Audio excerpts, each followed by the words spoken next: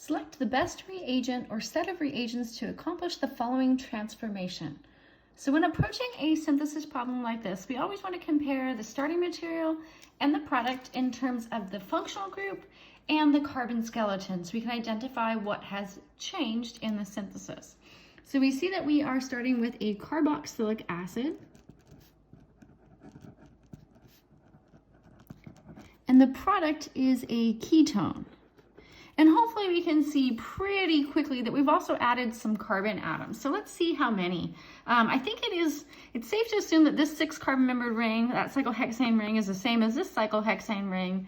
And it's quite likely that this carbonyl carbon is still the carbonyl carbon in the product. So I'm going to number that as carbon 1, being my point of attachment to that ring. So I can see how many carbon atoms I've added. So we see 1, 2, 3, 4, 5. So it looks like we have 4 new carbons. So 2, 3, 4, 5. Those are our 4 new carbons we've added.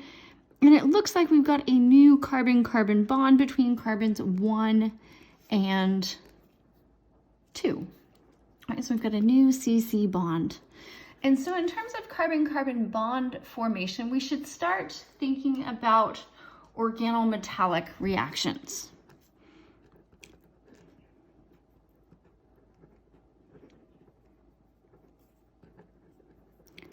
So I would kind of question that to start with and think, well, do I know a reaction that can form, that uses an organometallic reagent that can form a ketone?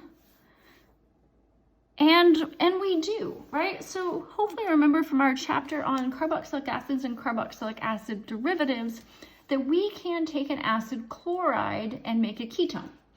So this makes me, and I know that I can make an acid chloride from a carboxylic acid, so it makes me think that this acid chloride is a likely intermediate.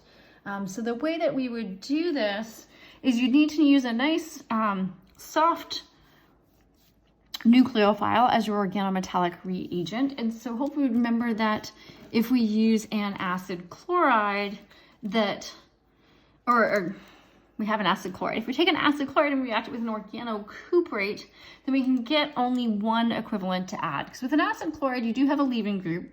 So if you use a really strong nucleophile like a Grignard reagent, you're going to have 2 equivalents add. So hopefully remember that we can do this coupling reaction if we use an organocuprate. So we're thinking organocuprate. And specifically the ones we've looked at are lithium dialkyl cuprates.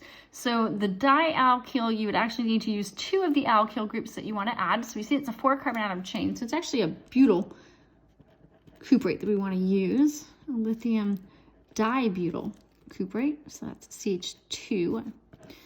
And so we need 2 of those attached to a copper lithium. And so if we were able to do that and get this acid chloride derivative, this would be successful in making this ketone. And now there are other ways that we could go about this as well. They might just be more steps. If we had an aldehyde here, we could add a Grignard reagent, we would get an alcohol, and then we'd have to oxidize it. So this would be a faster way. And so then we also need to remember, how do we take a carboxylic acid and make an acid chloride? And so we learned a couple reagents for that. We learned thionyl chloride, and we also used PCl3 or PCl5, and those would take the carboxylic acid and make the acid chloride. So we've got an idea that we need to make the acid chloride and add a cuprate, and if we take a look at our answers here, we can see 2 that are making acid chlorides that we might want to keep an eye on. And so this first one, B, has the cuprate, so that would actually give us the ketone, so this is the right answer. And by comparison, if we wanted to look at D, this would add twice. The Grignard reagent would add twice to the acid chloride. So if it did that, your first addition would give you the ketone, and then the second addition would give you the tertiary alcohol. So if we just want to kind of compare this, this is what the product from D would look like. So you'd end up with an alcohol and 2 butyl chains. So 1, 2, 3, 4, 1, 2, 3, 4 would be the product from D. In our other conditions, the first one, A, that Grignard reagent would simply react with the acidic hydrogen, so that would take us nowhere. And C are our conditions for a Fischer esterification. So this would form an ester.